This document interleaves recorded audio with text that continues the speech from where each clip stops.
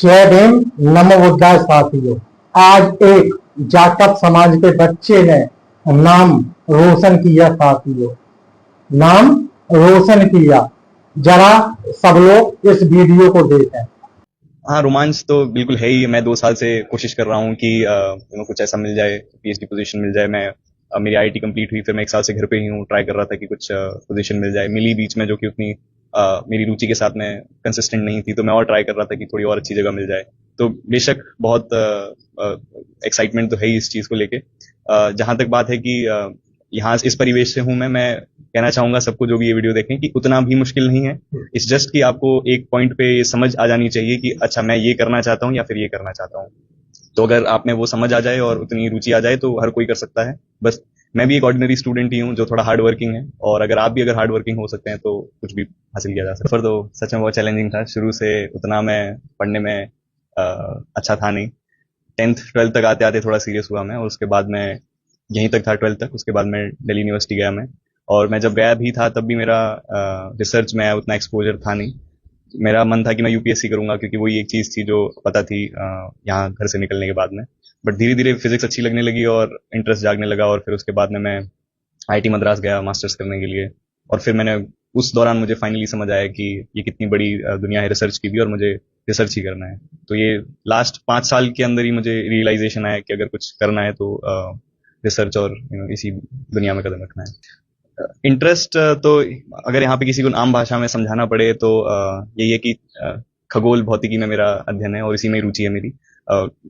जब मैंने पहली बार इसका कोर्स किया था अपने बीएससी में, तब मुझे रियलाइज हुआ कि हाँ, ये एक ऐसी चीज़ है जिसमें मुझे आगे कुछ करना है। इसके बीच में बहुत सारी दूसरी चीज़ें भी मुझे पसंद थी, लेकिन मेरी समझ में एक अच्छा विद्यार्थी या एक अच्छा रिसर्चर वो है जो कि सारी चीज़ें एक साथ लेके चले और सब में थोड़ा थोड़ा इंटरेस्ट रखे। तो ये था। और फेलोशिप की जहाँ तक बात है, 5 साल का ये ड्यूरेशन होता है एक पीएचडी का, नॉर्मल पीएचडी का।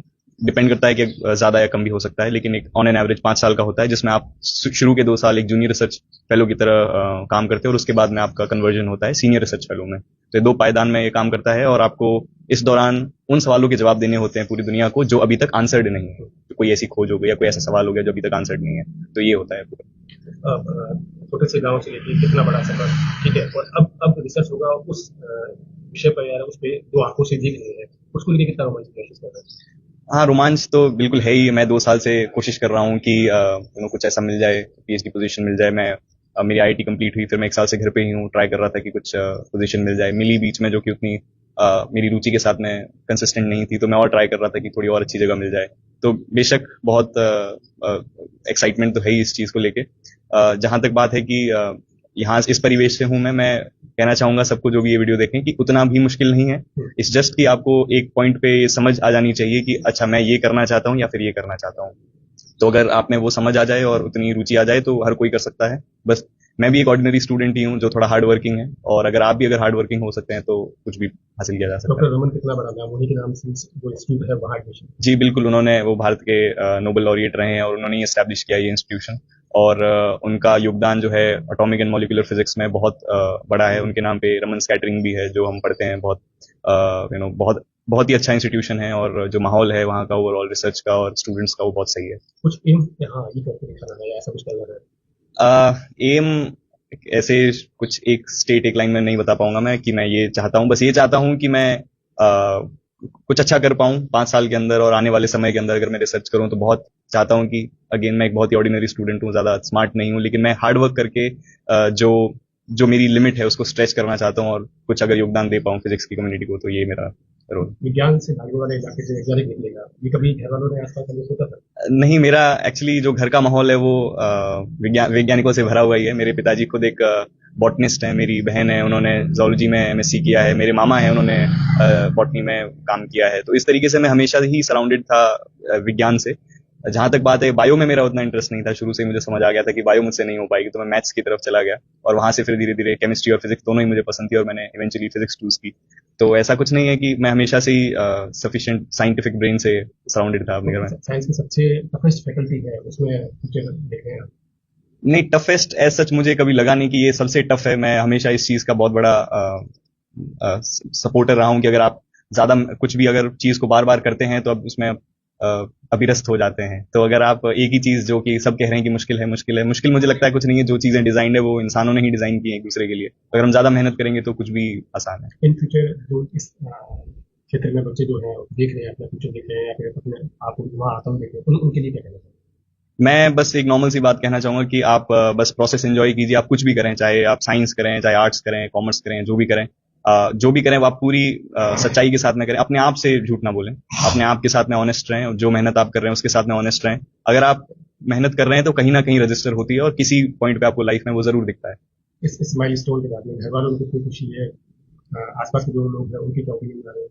ये माइलस्टोन जैसा मुझे लगता नहीं है कुछ है, क्योंकि जैसा मैंने कहा कि अगर आप निरंतर कर रहे हैं तो आप पहुंच सकते हैं। बस ये बात है कि मैं बहुत टाइम से आरआरआई का एक फैन की तरह हूं। मैं पहले भी आरआरआई गया हूं एमएससी के दौरान, तो मुझे था कि अगर करना है तो इसी जगह से ही करना है।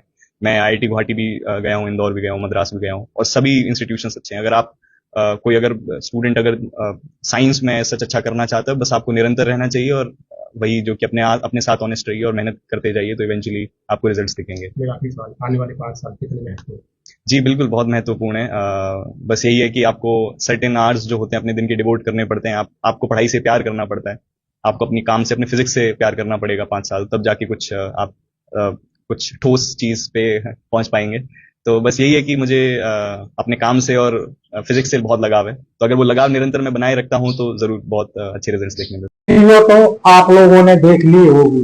एक छोटे से गांव से निकलकर बाड़मेर के सूरज पाल का कमाल अब चांद सितारों की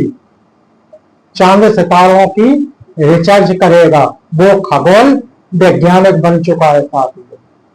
वो खगोल वैज्ञानिक बन चुका है। ऐसे बच्चियों को दिल से सैल्यूट, जिन्होंने अपने जाटव समाज का नाम रोशन किया साथियों। ऐसे बच्चियों को दिल से सैल्यूट, जिन्होंने जाटव समाज के, बहुजन समाज के लोगों का नाम रोशन किया, जिन्होंने बहुजन समाज के शिक्षा वो शेरनी का दूध है, जो पिएगा वो ढाड़ेगा। वो नारा रोशन किया। उसने शिक्षा इतनी ज्यादा ली कि आज वो चांद सितारों का रिसर्च करेगा और खगोल वैज्ञानिक बन चुका है साथी। जिसने अपने माँ बाप के जो मेहनत का फल था सफल बनाया, और बच्चे ने नाम रोशन कर आज वैज्ञानिक बन गया साथियों। मैं सभी बहुजन समाज के लोगों से यही कहूंगा, बच्चियों को ज्यादा पढ़ाने का काम करें साथियों। आज ये बच्चा माँ बाप का नाम रोशन कर दिया साथियों। इस वीडियो को ज्यादा लाइक करें, शेयर करें। जय भीम, नमो बुद्धाय।